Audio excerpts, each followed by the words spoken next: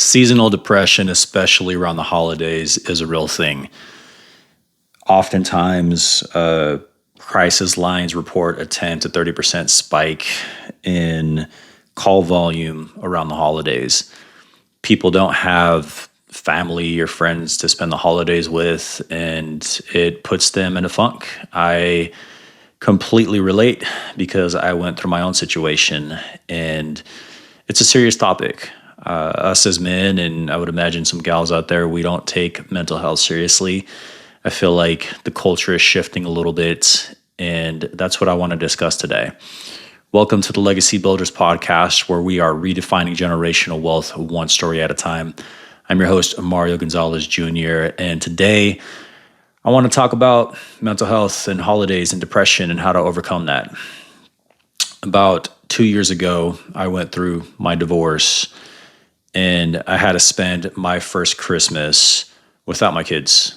They went off to Hawaii with their mom and their grandma to go visit relatives out there, and I got invited, but the wound was still fresh, and I just didn't feel comfortable at that time, right?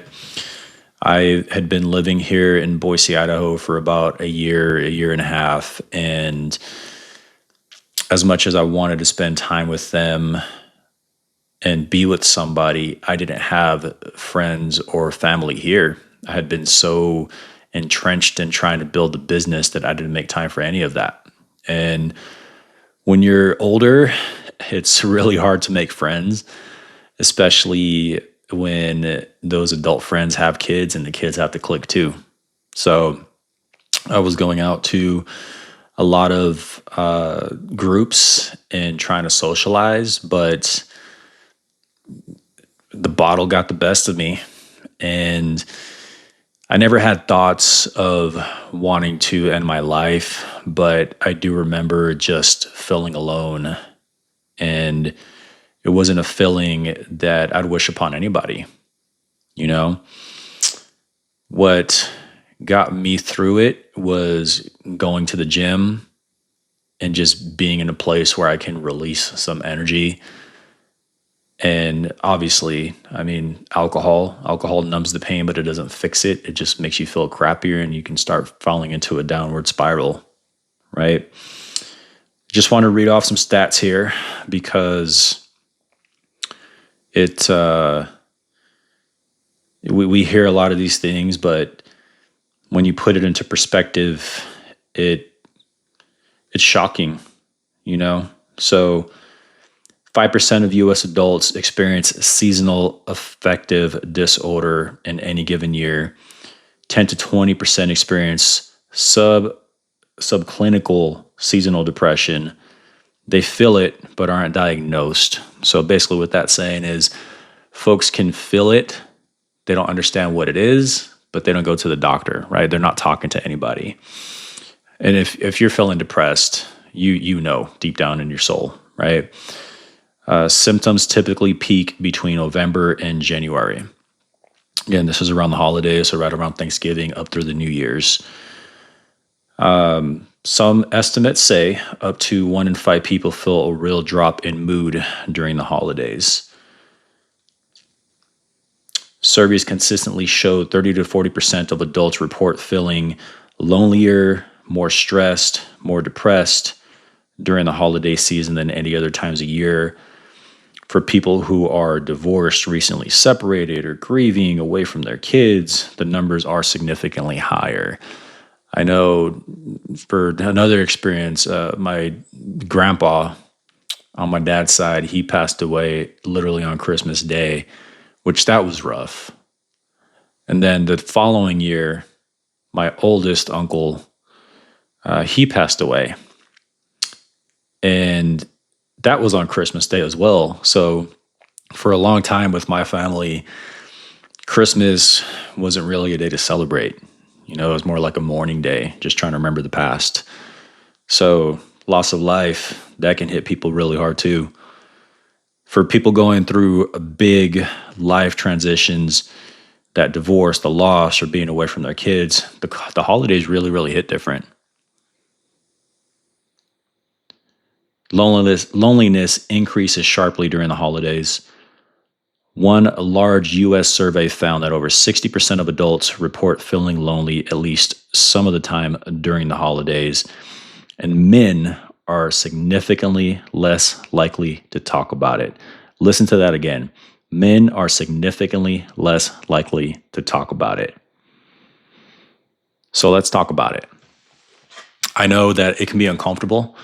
I know that there's a certain generation out there who was raised to not show weakness, to hold back your tears. If you're going to cry, do it behind closed doors. We're taught and told that we are the backbone of the household, that we got to pay the bills, that we got to be Superman. And that's absolutely unreasonable. If there's guys out there that can do that, then great. Reach out to us.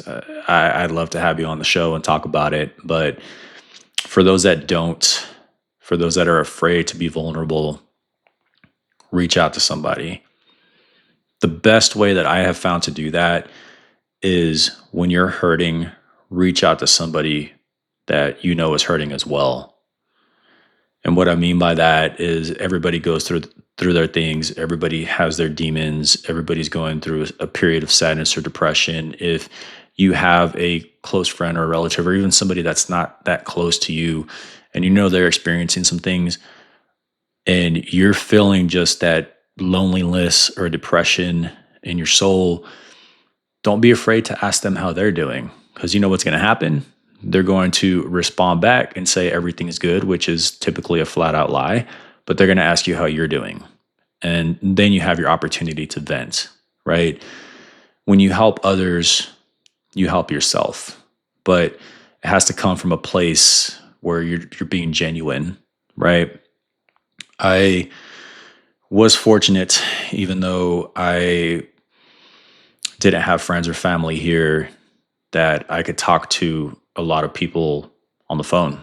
I had really close friends, relatives that I'm really tight with, and I could call and I could just spill my guts and just cry. And sometimes they just listen. I just need somebody to listen. We just need somebody to listen. We don't necessarily need advice, but somebody to listen to us can get us out of that funk that we go through. So the crazy part is that a lot of people feel this way during the holidays, and some studies show that a third of people feel more depressed during this time of year. And I just want to let you know that if you're feeling that, you're not broken, but check on your people, especially the ones that don't say much. If somebody you normally talk to has gone silent on you, then that's a sign that you should probably check up on them. So if you're listening to this and you're struggling, again, please talk to somebody, a friend, a professional, anyone. You don't have to carry that alone. As much as we want to take the burden all on ourselves and try and be strong for ourselves, sometimes we got to lean on other people. And that's just the truth. So thanks for listening. If you found this inspiring and it hit you hard and you need somebody to talk to, feel free to comment or shoot me a message and share this, because it's important and a lot of folks don't really talk about it. We'll see you in the next one.